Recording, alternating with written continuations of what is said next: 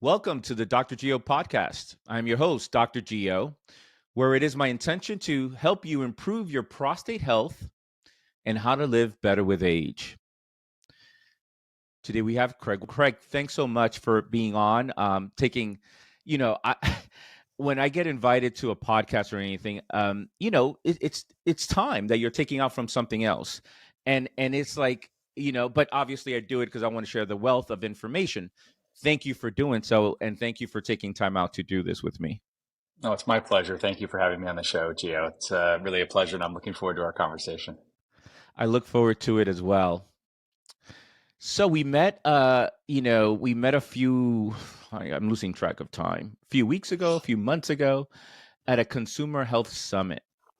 And it's great for many reasons. But I think that for me, what Michael Fishman puts together is important because I really get to meet amazing people, and you certainly were one of them. And, we looked at your bio and was like, oh, this is a venture capitalist. I don't even know what he's doing in this consumer health summit. And then we start talking, and I'm thinking, this is not any ordinarily VC. This is a guy that gets it, a guy that's holistic in his mindset, a guy that looks at venture capitalism, and you correct me if I'm wrong at any time, looks at venture capitalism from a holistic perspective. How do we all benefit from a good investment? That was my impression, and this is why I wanted you to come on. So I appreciated that conversation, and I appreciated, again, meeting you and chatting with you. And you sent me a whole bunch of resources of documentaries that I just feel like, man, I need to get through. Can I get through this summer? It's like on my to-do list. Great things, all great things, and books and so forth. Excellent resources. So, Craig, thanks again. Let's start with a very fundamental question that I really believe a lot of our listeners probably would not know. And I can't say I know a whole lot about it. What's a venture capitalist? what is it? Well, what's funny about the question is I just learned very recently in the last maybe 4 or 5 weeks, the origin story of venture capital, which I did not know. And, I became a VC arguably 3 years ago, and I never knew what the origins were. And so I found out, and it was absolutely fascinating. So venture capital was invented in the mid 1800s specifically for a single industry, which was the whaling industry. And the whaling industry presented this very unique set of problems or challenges, and which was that these boats would go out for years, 2-3 years, before they'd come back. And a lot of them didn't come back, right? Because it was a dangerous business. Right. But for those that landed a whale and did come back, they were enormously profitable. And the enormous profitability from just those handful of boats that did return actually paid for the entire industry's, operation. And so, but it only worked with investors that would invest in a 3+ year voyage, which was capital intensive, knowing that there was this high likelihood that the money was going to be wasted and the boats wouldn't return. But in the low probability where they did return with a whale, it was enormously profitable.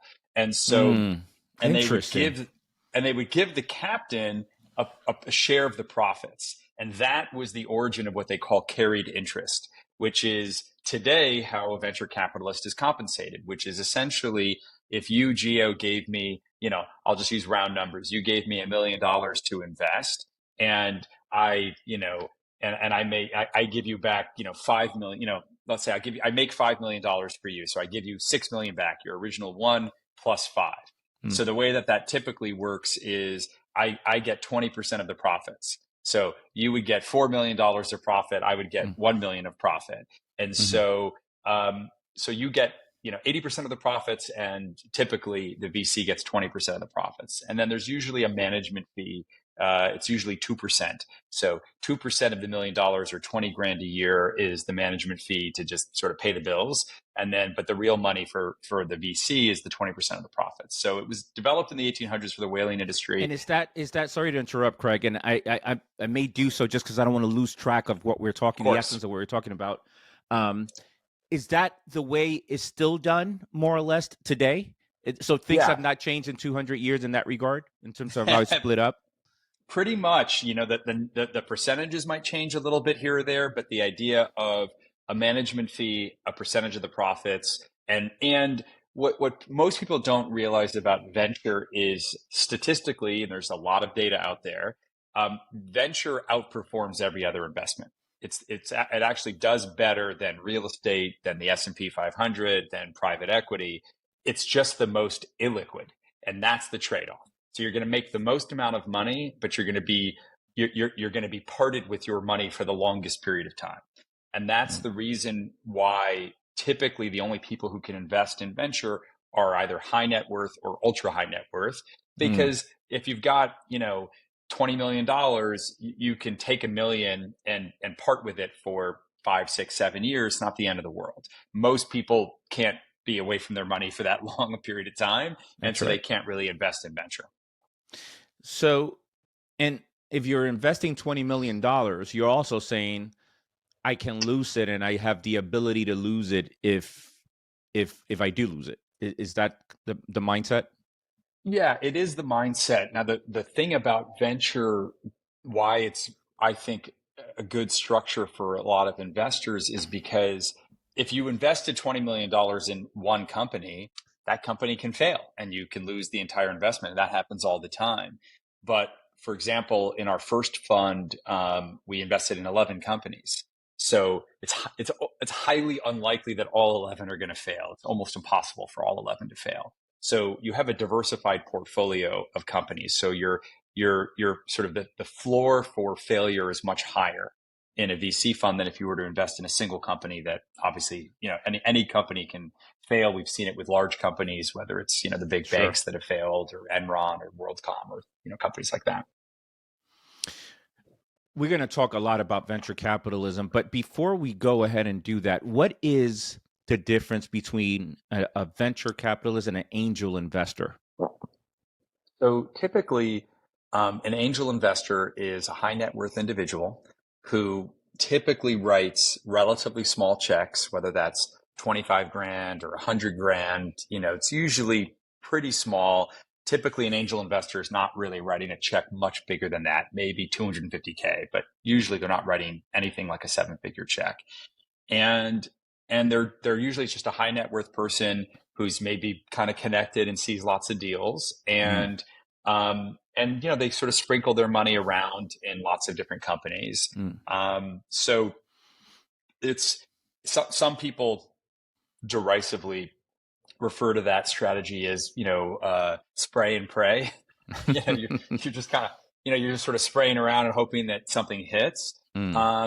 But for a lot of people who are entrepreneurs who have a startup, angels are really their first check. It's the first person who's going to invest with them because it's either a family member or it's maybe the best friend of their dad or their, mom or their aunt or uncle. And so then they can use that angel money to kind of get to the next level, to at some point get the attention of a VC, because venture capitalists tend to be much earlier stage than, for example, private equity.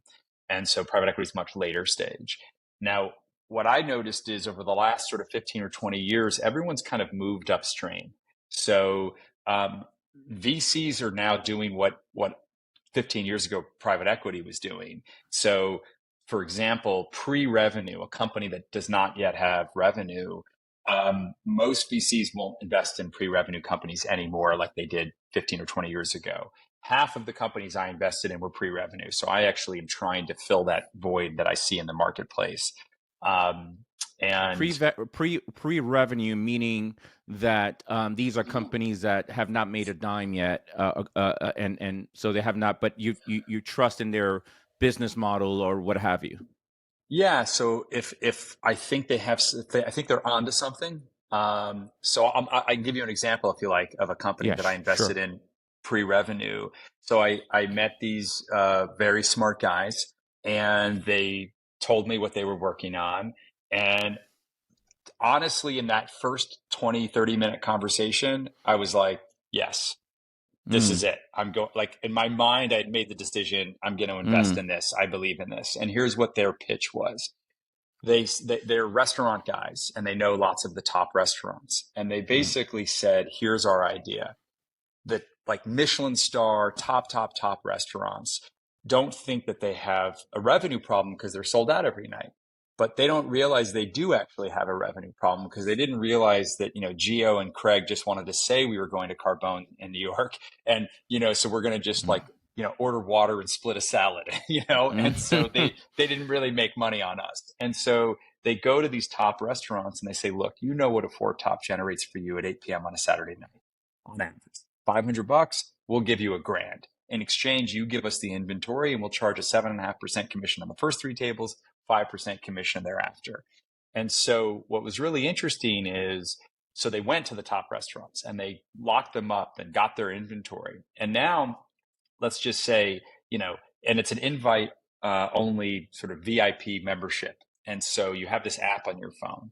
And so you land in Los Angeles or Miami or New York So City. hold that thought. Yeah. So this is not. So they're not in the restaurant business. They're in the software business. Yes, exactly. And they're in the software business. And if you think about it, restaurants are great at making food, right? These chefs are essentially artists. They're culinary artists. They're not tech engineers. They're not coders. They're not Sure. going to build their own tech stack, right? They're food Right. guys or Right. gals. And so they're always going to need some independent third party software people to come in and do this tech stuff that they don't really know how to do. Right. And Right. so these guys step in and say, listen, we've got this tech stack and this platform. We're going to deliver to you high paying customers, Yeah. right? You're not customer acquisition experts, you're food preparation experts. And Right. so now what happens is, this is the really cool part of the business model that to me was very exciting. So now, Gio, you land in, LA or Miami, or Mm, I land in New York where you are, and you pull up the app and you're like, oh my gosh, I could get into a Michelin star restaurant tonight with no reservation. Oh my gosh, you press the button and let's just say, whatever that amount is for four people, $1,000. So you say, you know what, I'm here, I've got clients, or I've got business associates, or I'm here with my wife, or whatever it is, it's our anniversary. mm. My favorite part of the business model is, so when you press that button on your phone and you commit, your credit card is, charged that amount. But when you go to the restaurant, this isn't a Ticketmaster service fee. You have $1,000 credit. Well, you're not going to do it all in food. You're going to get maybe a $500 bottle of wine, but that's Mm. a 90% gross margin product for the restaurant. So Mm-hmm. everybody wins.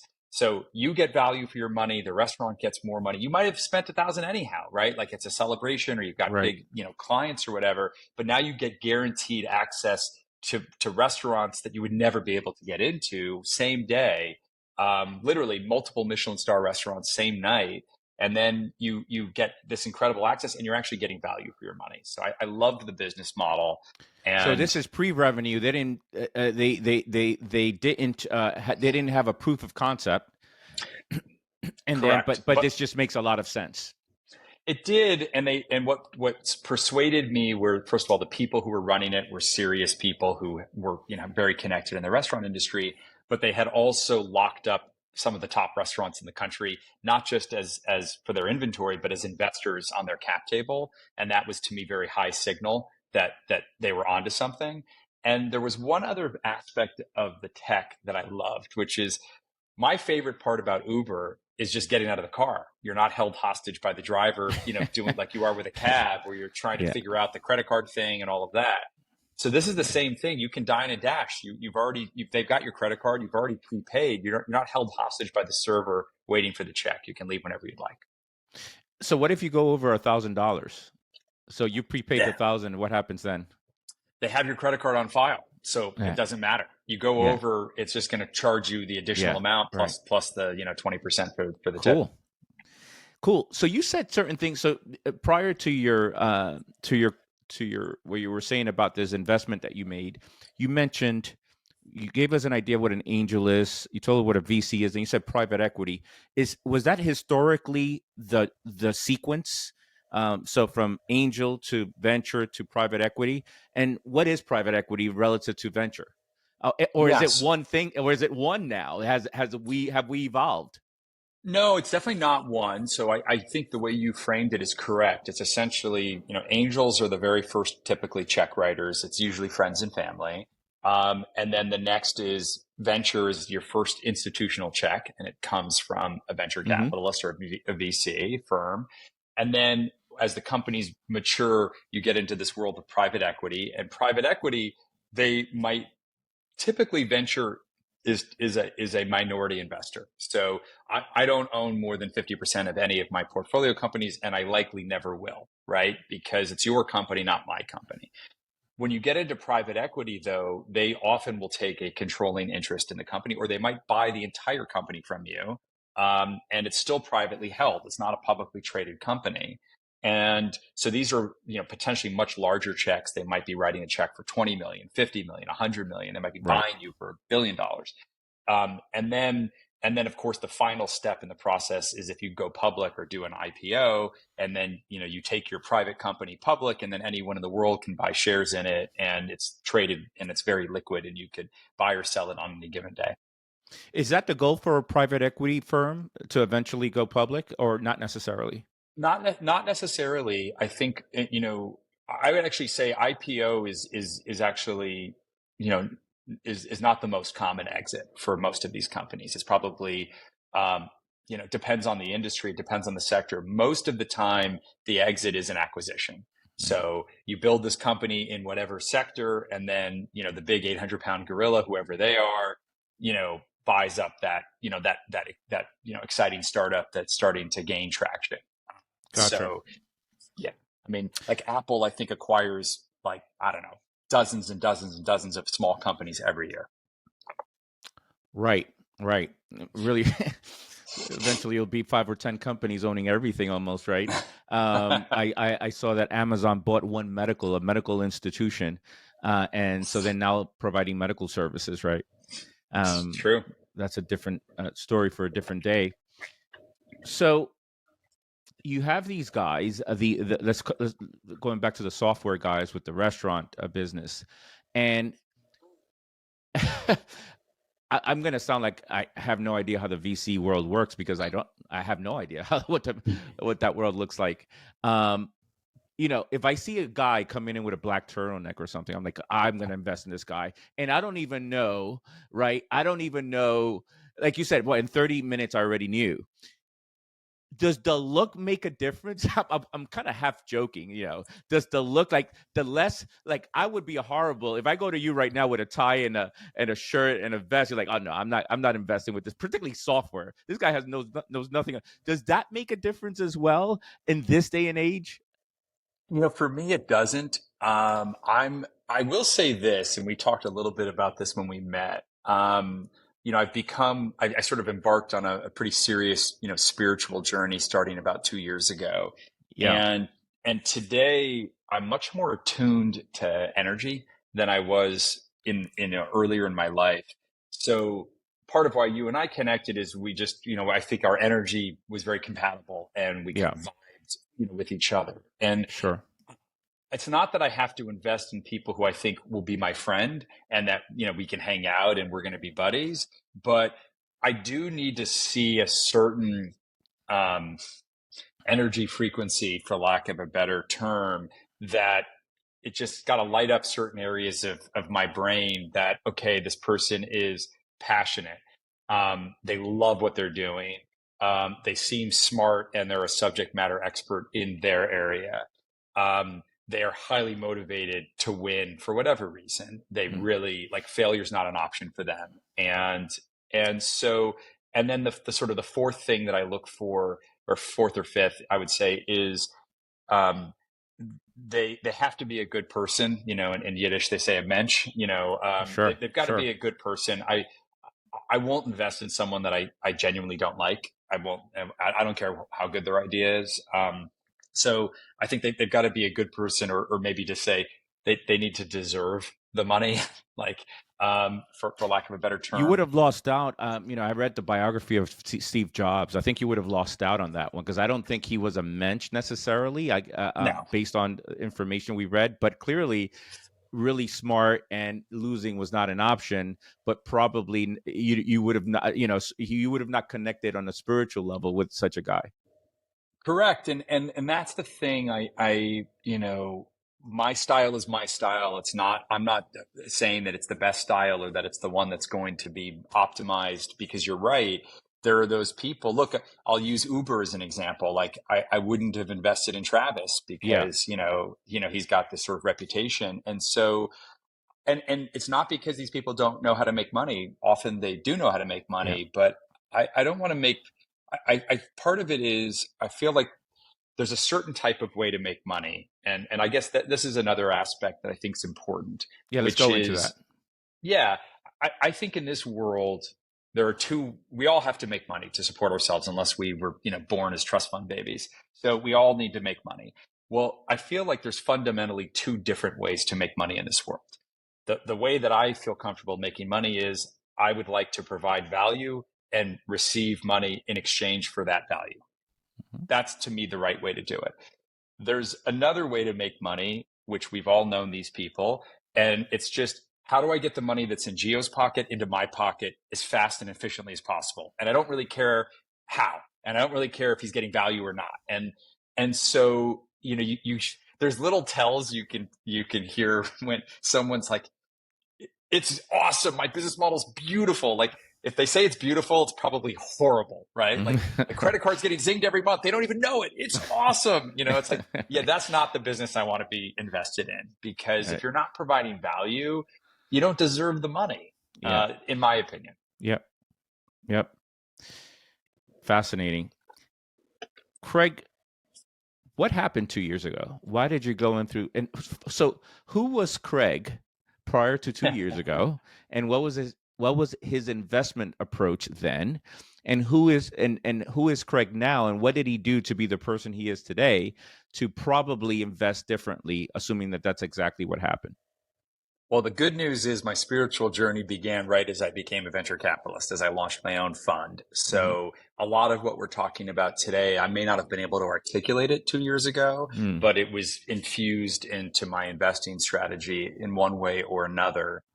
I would say the spiritual journey began for me 2 years ago with a medicine journey. And what was so helpful to me about that is, I think now when I look at the world and I have children and, I think about them, what I How old are want your for kids, them. Craig?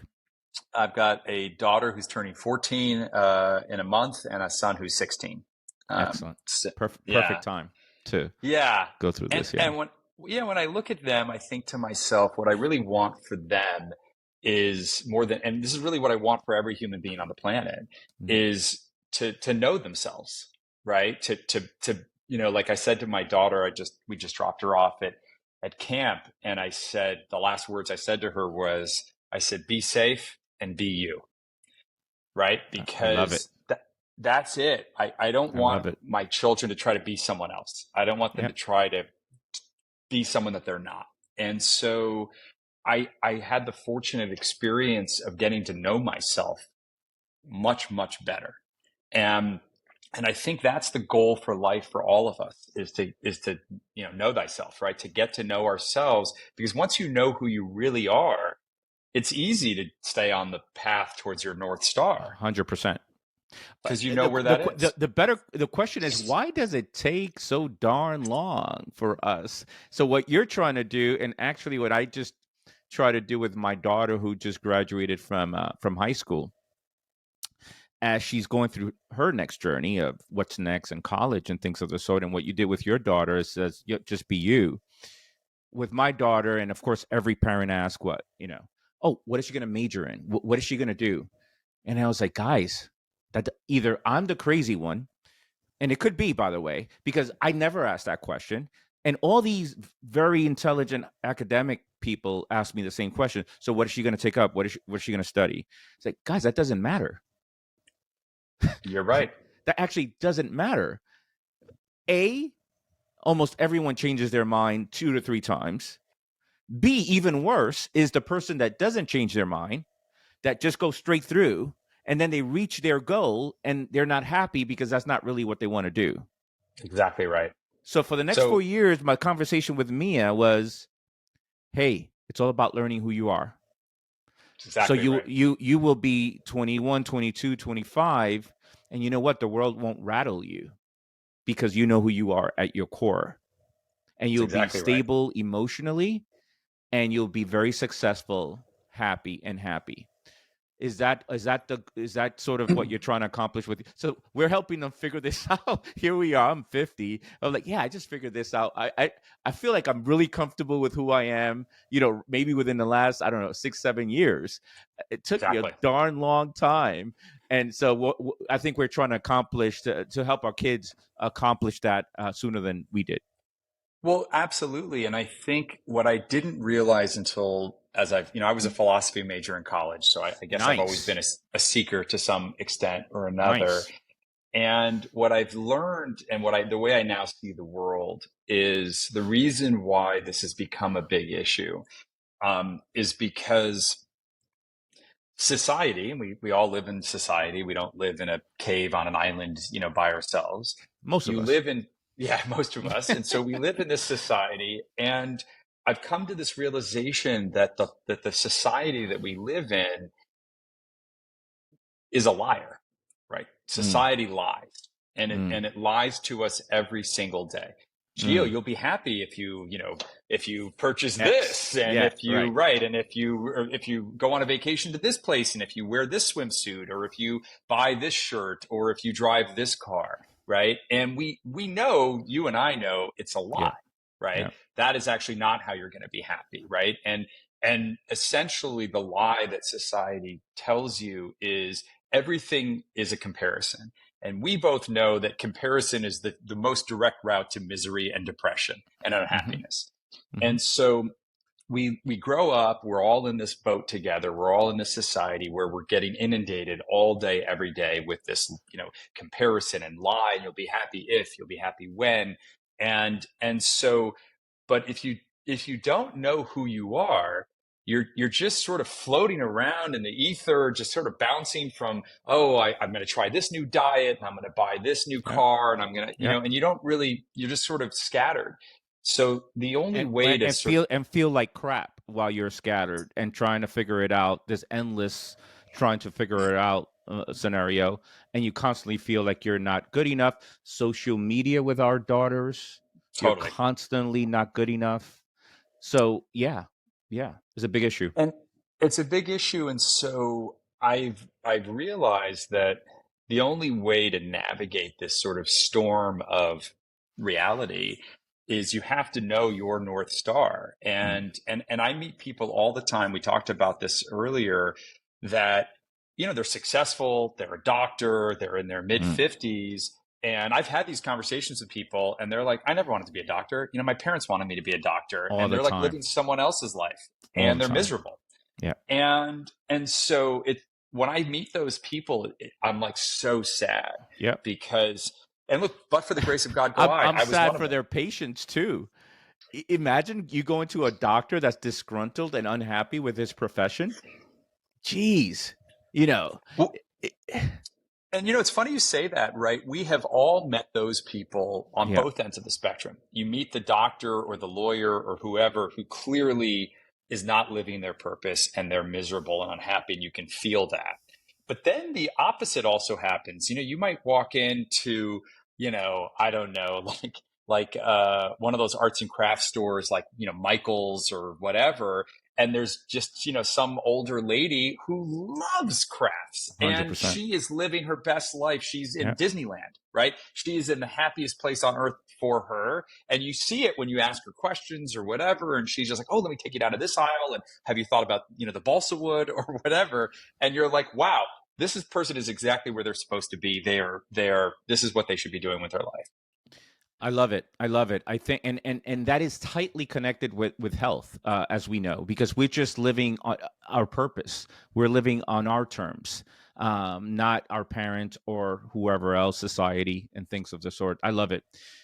Craig, a little bit more. What happened? What did you do? You could share as much as you want. What did you do? What was your journey like? Obviously, I know this could be a 3 hour conversation. We don't have that much, but give us an idea in case somebody's listening and says, "Oh man, maybe." that's exactly what I need. And maybe, more people can do something similar, if not exactly what you did. So I think there's no, so first of all, I think there's no one path. Yeah. So whenever I meet people who are prescriptive, like this is what you should do, it's like, Right.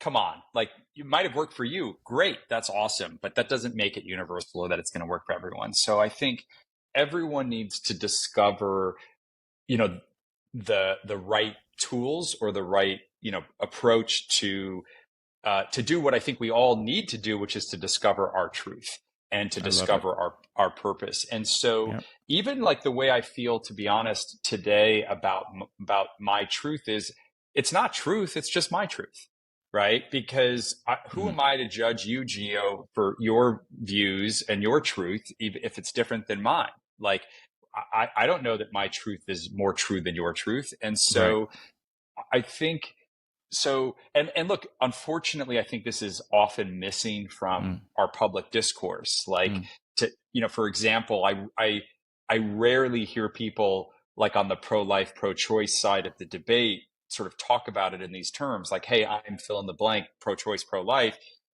This is my truth. This is what I believe. But I respect and understand that not everyone agrees with me, and they don't feel the way I feel, and that's okay. That's their truth. Like, no one really says that, right? They Right. just feel like Exactly. they are the holder of the truth. And so, Mm-hmm. um, so I would say for me, what was helpful, some people can find their truth through meditation. It's incredibly powerful tool for a lot of people. Some people can get there with yoga. Some people can go on retreats to do, to an ashram in India. Yeah. They can do silent retreats. They can do a darkness retreat. There's lots of different paths to like put yourself in a position to have a conversation with your true self. For me, the path that Thank you for worked the starting off that way.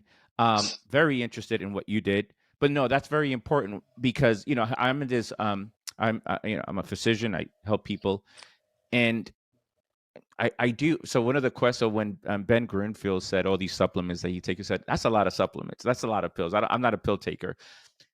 I am a prescriber of pills, and sometimes it's a lot, and I have to remind myself of that. What you just said, to be personalized. Why? Well, I take 25 pills twice a day, no problem. That doesn't mean that you will.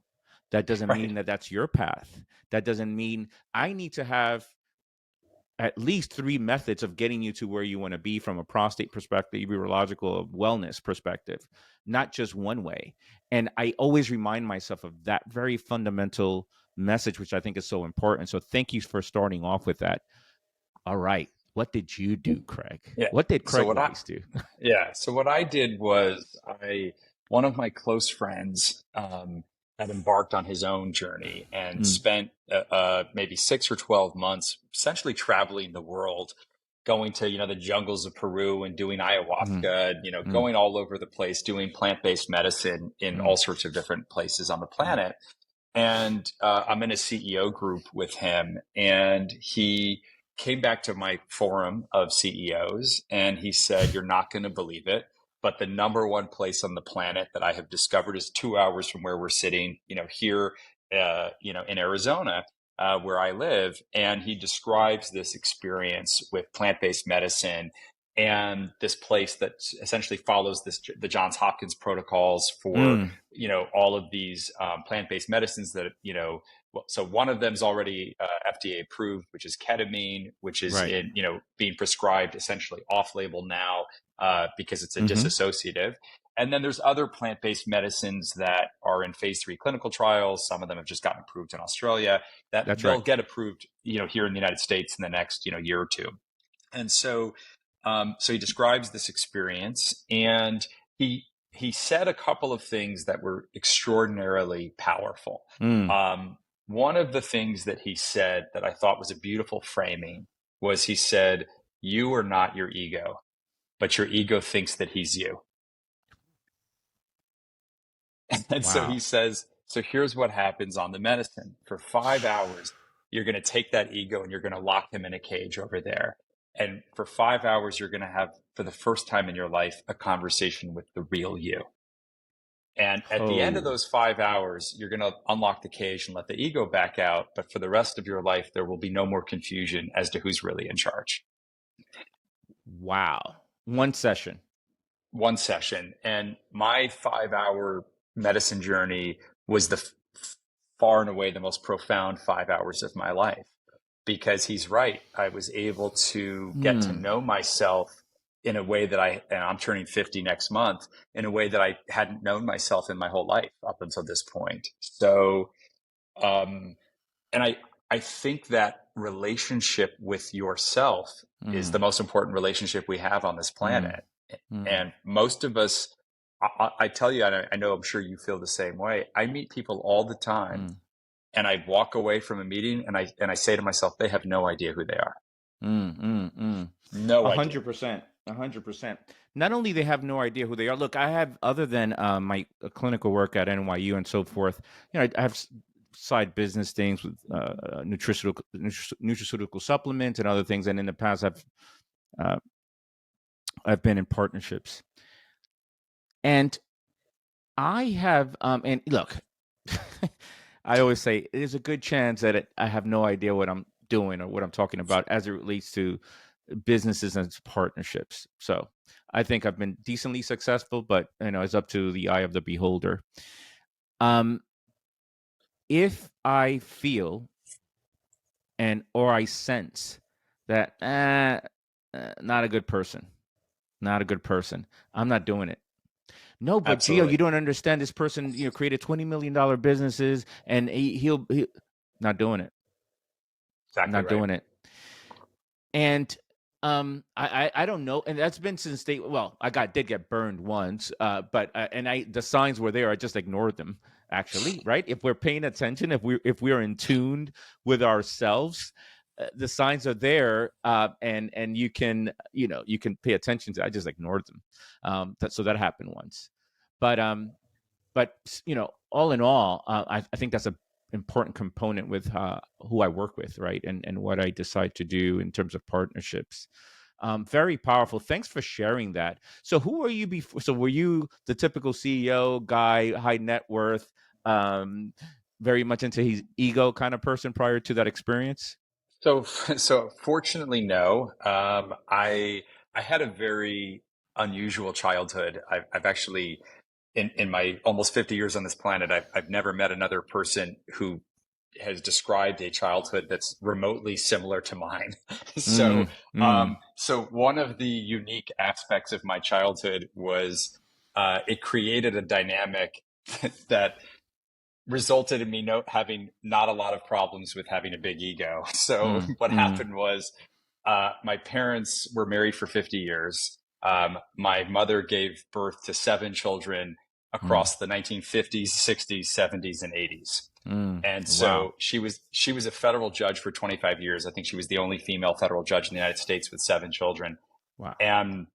And so at the time, and so, but the first 5 kids were born in 5 years and 3 months, no twins. And then 8 years later, me. And then 8 years later, my little brother.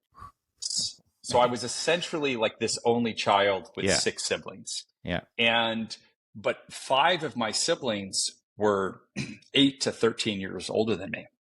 And so by the time I was aware, like, when I was maybe, 6, 7, 8 years old, most humans have 1 or 2 adults in their family. They're called parents. I had 7. So I had my 2 parents and my 5 older siblings who all had their own opinions and perspectives and moods.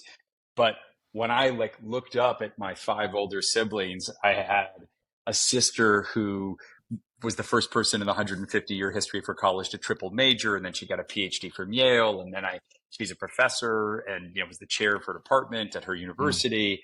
I have another sister who was a straight A student and got a PhD in clinical psychology. I have a brother who was number 2 in his law school class, and then he got a master's in international law from Georgetown. He was number 1 out of 150 people there, and then he got a master's in biotechnology from Johns Hopkins. And then I had 2 brothers who were both IP attorneys and were also professional athletes and had professional tennis players for a year each.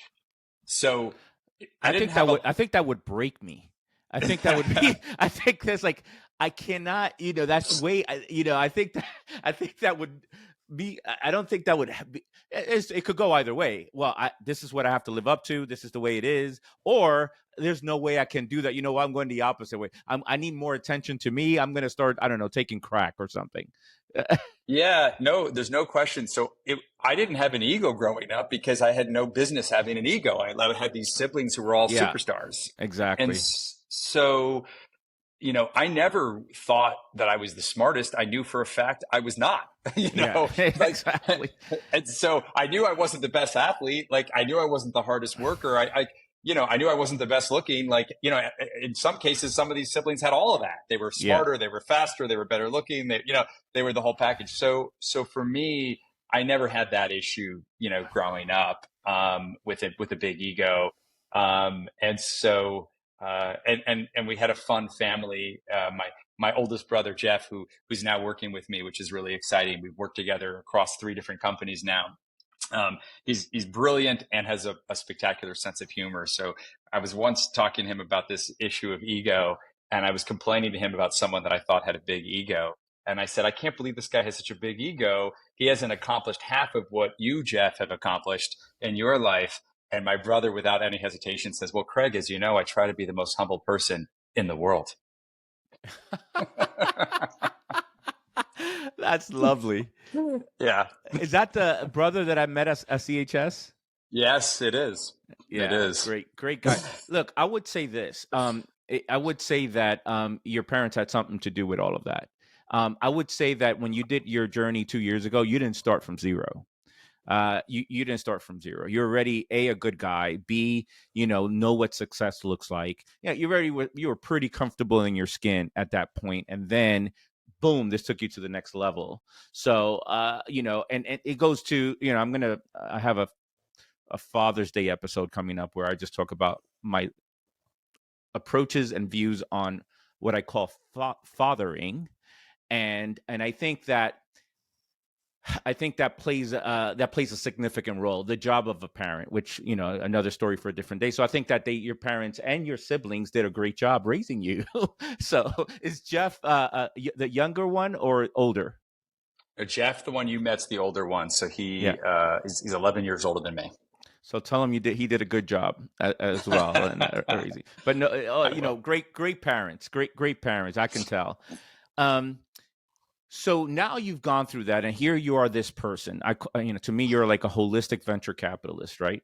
Don't make that your company's name now. I mean, that's my idea.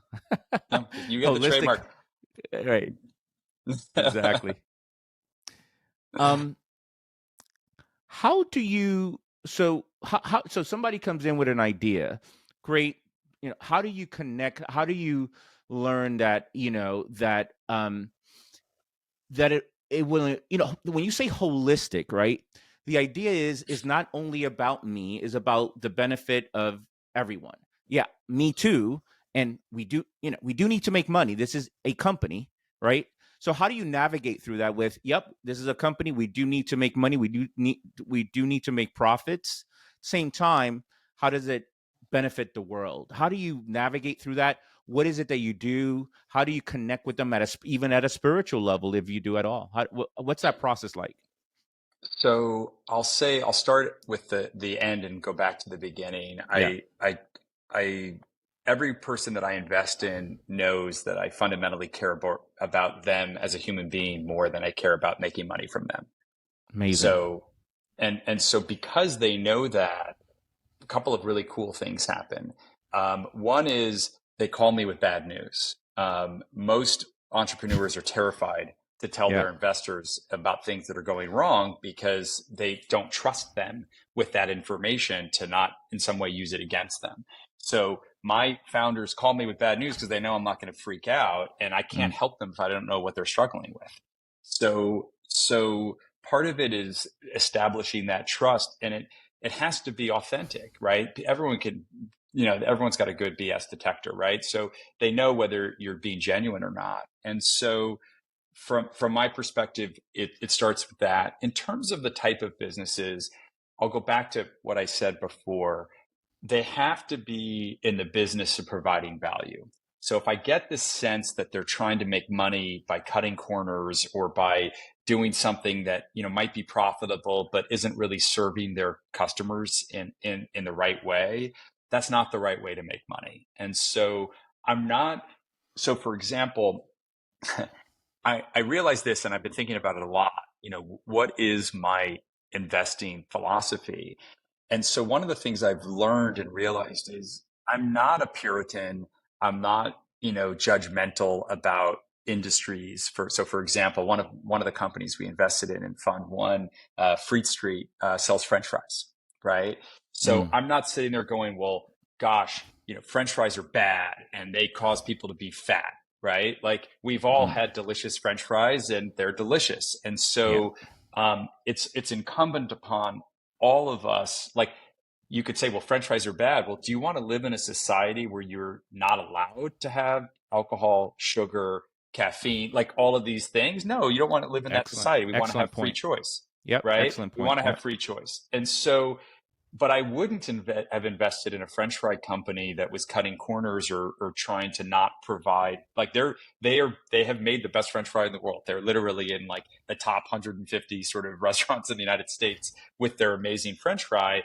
And I'm like, but they treat their customers well. They treat their vendors well. They treat their manufacturing partners well, like, because they're good people, they're good humans. And so that's, at the end of the day, if you infuse positive energy, if you are a good person, you're going to infuse this positive energy into every aspect of your business, and that's going to, make its way out to your customers as well. Man, I love it. Craig, are you an anomaly, and is your firm an anomaly in this regard? I just don't hear this, right? So an angel, is my understanding, an angel investor will invest on a cause, on a passion that the founder of a company has, things like this. So, of course, it could be a family member, but it could also be just a friend or somebody that's interested in that cause. My VCs are interested in the bottom line, not this whole notion of if the founder of the company is a good person, providing value. Bottom line, numbers. That's it. I don't live in this world. So I'm asking, a serious question is like, do you know of other VC firms that function this way? Not really. I think you're correct. I think, unfortunately, the overwhelming majority of these institutional investors don't care about people, and they just care about money and profits. Unfortunately, I certainly, would never say we're the only ones. I'm sure there's other good people out there. But I think, unfortunately, when I launched my fund 2 years ago, it was after I went out to try to raise money, and I got introduced to 10 VCs. And, my joke is I forgot how much I hated VCs. I had these 10 conversations, and every cliche was true. 10 young, dumb white guys who had never run a business in their life, who thought that the world runs like an Excel spreadsheet, and they thought they were smart because they were managing a lot of money. And I was complaining to a good friend of mine. I go, I think these guys are all idiots. And he said, well, if you think they're all idiots, why don't you do it yourself? And so I think, unfortunately, a lot of VCs have a well-earned crappy reputation. And look, I've been a CEO, I've been an operator, I've been on the receiving end of not so great relationships with people who wrote checks and gave me money, who were my investors. And I've always had this view, well, it doesn't have to be this way. And so I set out to do it what I think is, the right way to do it, the way I would, it's the golden rule. How would I want to be treated, and that's how I'm trying to treat other people. Phenomenal. You're kind of talking my language. I view the world holistically, not only health. In my world, people come with a pelvic problem, whether it's their prostate or their penis, and okay, we'll start there, but let's start extending outside of that area, then to see how things are actually interrelated. And there's, it's the intersection of the different biological systems, and that's, in my opinion, what produces the best health results. Not just here's the drug or the herb. By the way, sometimes people practice herbal medicine, herbal conventional medicine as well. I use many herbal products, and I even use medicinals and pharmaceuticals as well when necessary. But the bottom line is, in terms of cure or healing or getting the outcome that you're really looking for, you have to look at things holistically. And it's amazing to hear you, talk about, really a holistic way of VCing, my term of VCing. If you notice, I make everything a verb: fathering, VCing. I love it. I make angeling. I love it. That's great. Craig, I think we're done, my friend. I can't, again, thank you so much. I don't think this is outside of the goal of the Dr. Geo podcast, because it has to do with health. And I know I have a lot of listeners that are venture capitalists or will become, and have a lot of listeners from all aspects of life. And I think this can really help um, people do better and kind of manage your ego and do things. I think that's the goal. It's like, all right, we all have an ego. Let's kind of know that and manage that and put that aside for 5 hours like you did or something like that. And see who we really are as people. And I think at the end, actually, almost everyone is a good person. They just don't know. They had a lot of difficult times in life and so many aspects. I don't know if you know this. I grew up in the South Bronx to Cuban parents. So that does something to you, right? In terms of who you think you are. And you would not really know me from like 25 years ago, even through college. In college, I had a little bit of a hoodlum mentality, a little bit, and still like freshman year getting into fights and things until sophomore year, like, okay, I want to be a doctor. And that's it. I just changed my trajectory and my whole approach. And I started reading all sorts of things and got me into the world that I live now. And I live a great life and with a great family. So these are the things that kind of change you. And as you said, is what works for you. So you shared so much, Craig. Thank you so much. How can people connect with you or anything related to you? And I'll put it in the show notes as well. Sure. My website's flagstaffventures.com. And people can email me certainly at craig@flagstaffventures.com.